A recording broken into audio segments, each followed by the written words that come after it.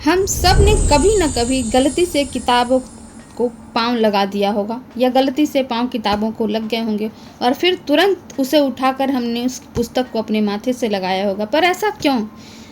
अगर देखा जाए तो बस कागज़ है, अक्षरों का पुलिंदा है, लेकिन फिर भी उसमें ऐसा क्या है कि उसका अपमान होते ही हम तुरंत क्षमा मांगते हैं। सनातन परंपरा कहती है कि विद्या ददाति विनयम, ज्ञान वह दीपक है जो मनुष्य को पशुता से देवत्व की ओर ले जाता है। किताबें उसी ज्ञान की वाहिका हैं जो केवल अक्षर नहीं, सरस्वती तत्व का भौतिक रूप है। जिस प्रकार मूर्ति केवल पत्थर नहीं होती, वैसे ही किताबें केवल कागज नहीं होती, उसमें बसी होती है चेतना, संस्कृति, स्मृति, ज्ञान और कला। पाँव से स्पर्श भारतीय संस्कृति में अभिनय का प्रतीक माना गया है। पाँव वह अंग है जो सबसे पहले पृथ्वी, धूल और अपवित्रता से जुड़ता है।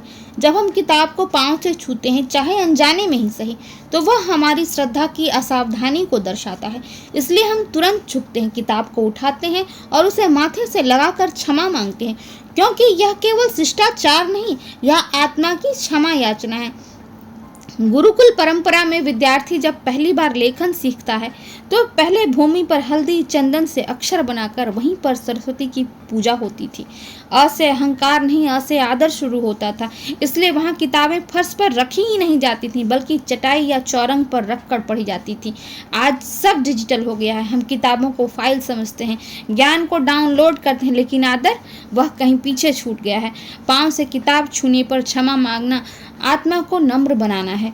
किताब का सम्मान ज्ञान की शुरुआत है, और जहाँ सम्मान है वहाँ सरस्वती स्थायी होती हैं। जहाँ ज्ञान का सम्मान है, जहाँ कला का सम्मान है, वहाँ सरस्वती स्थायी रूप से निवास करती हैं। तो अगली बार जब भी कोई पुस्तक आपके सामने आए तो आप सावधान रहिए कि उस पुस्तक में पाँव न लगे, और हो सके तो आप उस पुस्तक को पढ़िए। हर पुस्तक में कोई ना कोई ज्ञान की बात होती है। युग इतना डिजिटल हो गया कि हमारे हाथों से किताबें छूट गई हैं।